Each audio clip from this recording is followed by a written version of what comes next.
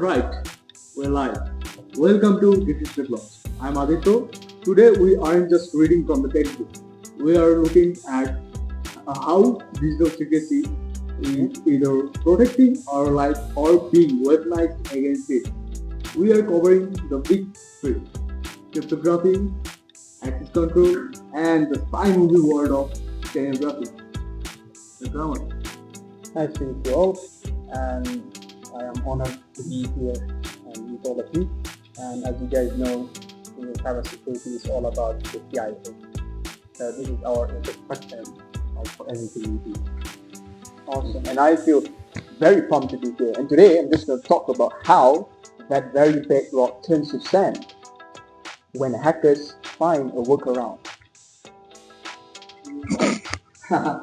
And I'm going to make sure these guys don't bore us with a lecture.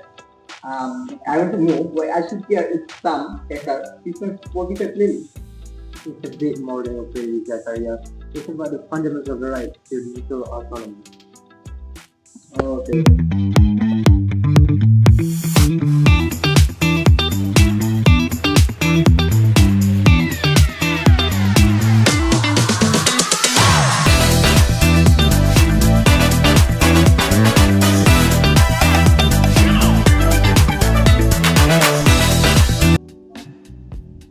Alright, Dr. Ahmad, start us off. In the simplest term, what is cryptography? Okay, so let me explain this to you in a way like I'm explaining it to a child. So let's say I'm telling a child I want to do a secret language with you.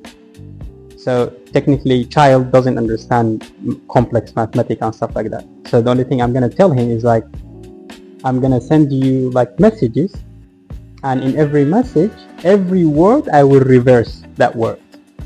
Okay, and when you receive that message, what you need to do is just reverse it back, and then you can see the message. This way, only me and you knows what's the content of this message. Okay, so that's kind of like the simplest way of me like explaining cryptography. It's a way that I can, like, let's say, deliver my data or my content to another like party or another person without any other people knowing what's the content. Okay, but if the trader is standard, can everyone just buy the same tape? Okay, so now we move to a little bit of the complex part. There's something called asymmetric encryption. So in that part, you have something called private key and public key.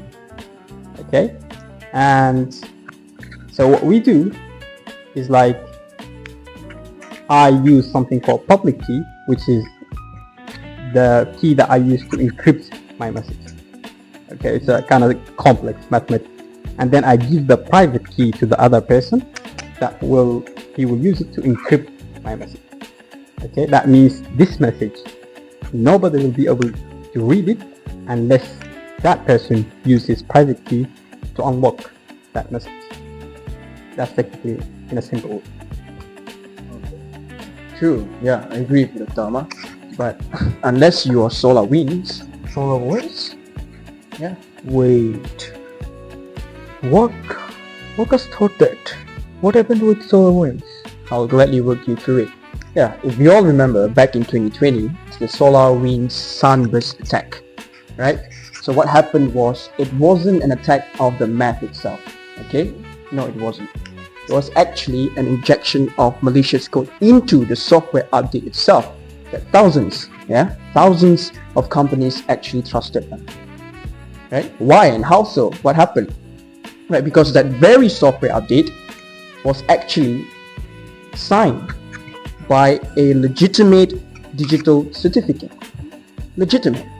So that encryption you're talking about, funnily enough, actually protected the attackers and helped them stay hidden.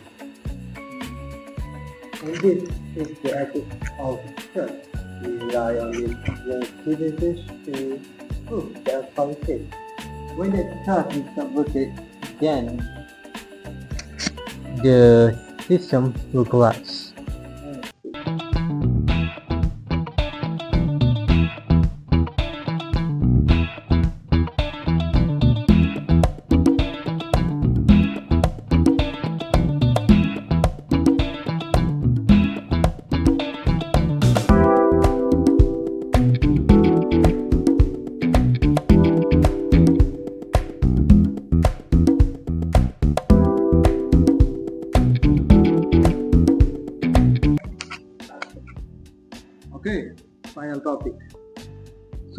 the drama. Technography sounds like from a novel or spy movie. So yeah, kinda. And let me explain like the actual meaning of that. So previously we speak about cryptography. So what cryptography do, if we have a message, when we use cryptography, that means we alter that message Okay. in a way that other people cannot read that message, but they still know that message exists. They can like see the message, they cannot read it. Yeah. So the steganography, what it does, it hides the message. You don't even know the message is there. Yeah. So technically, let's assume like I am handing you maybe like what do you call it? A notebook. Okay.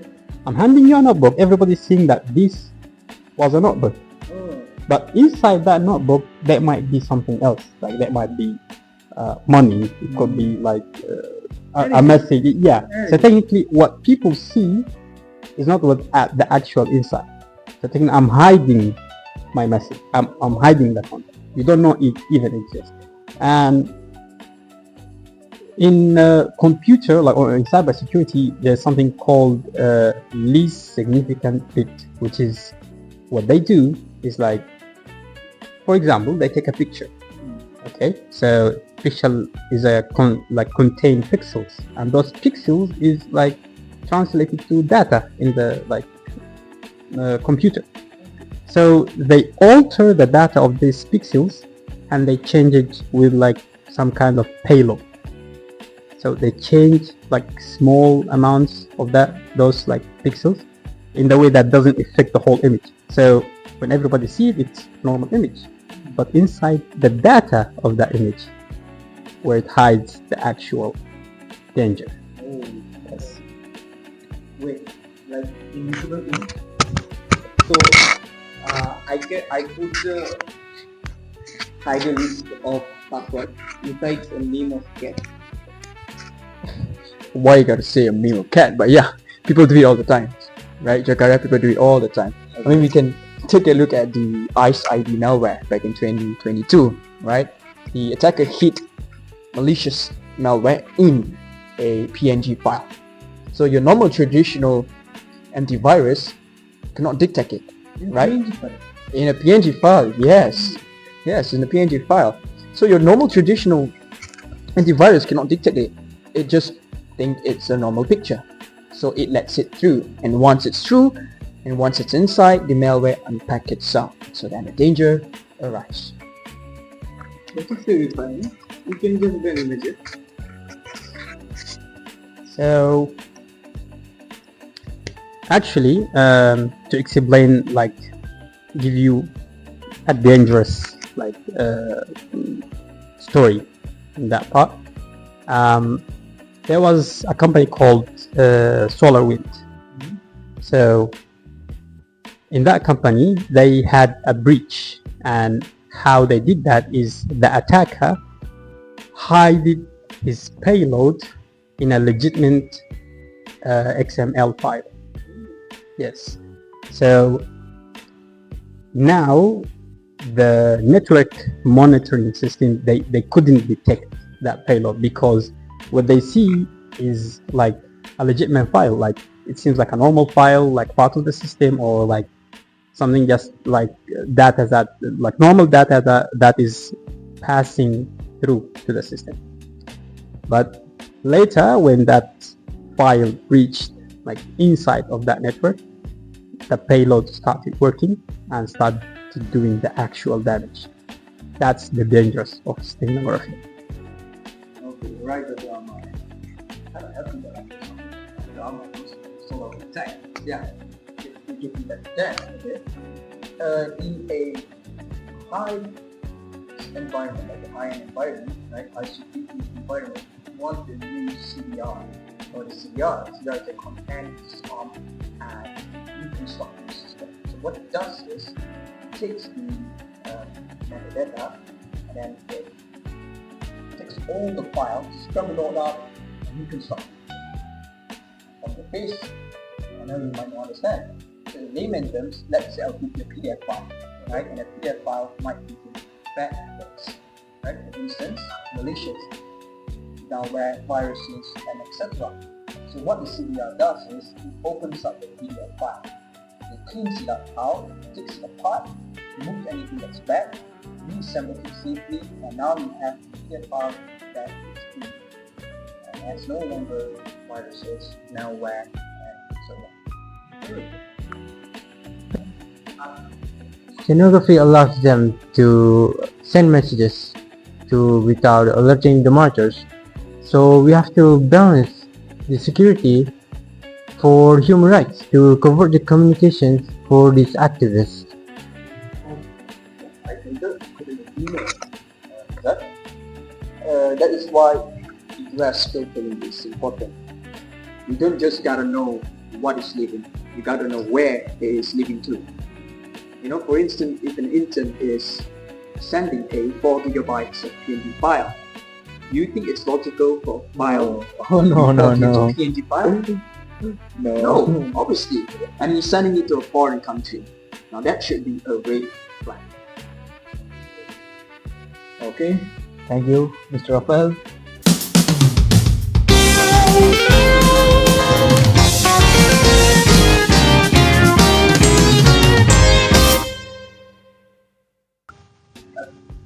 Alright, sorry guys, we are out of time. Is there have any final reflections? Okay, so what I'm gonna say is next not the first, right? Okay. To Sure. Don't like that. But like if you look at our cybersecurity war for the future, there are really a lot of complications for that. And especially people have a lot of management by AI also has a lot of management. So even though like you guys like to just try to make it different because it will help you one day. And stay humble, improve yourself, and move forward. It's easy for a doctor to say to love math, right? Yeah. No, I get your point. Yeah, math is very important without a shadow of a doubt. Although what I can say is that assume that you've always been rich and you would always gonna get rich. So build your system like an iron gate to avoid getting rich. Okay. Well, I'm still not by MFA, but after that MGM story, yeah, I will keep my phone handy. I think I'm going to go change my password and look at my Catman's little clothes. Finally. Well, good for you, Jakaya. Keep your password strong and keep your password strong. Even though these things about the ethics. Security isn't just for the data about your password. It's about protecting the people around as well. Thank you, Joe, Adito, for making such a Thank you. Well said. Thank you for everyone. Thank you to joining us our lunch. And thank you everyone. Please like and subscribe and share with your friends and stay tuned for the next episode. Thank you.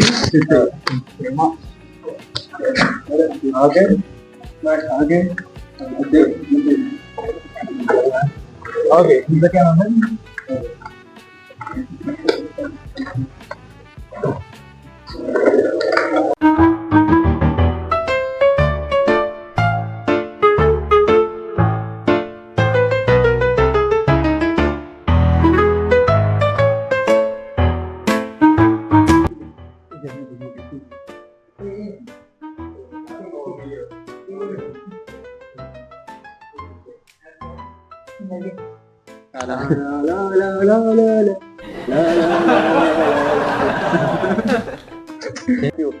Very pumped to be here, and today I'm just going to talk about how that very bedrock turns to sand when hackers find a workaround. And I was here to make sure that these guys are not like the board lecture. So what is Okay.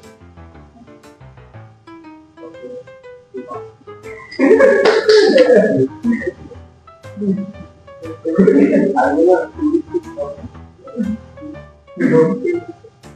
I mean, what are you doing? Yeah, I will do something.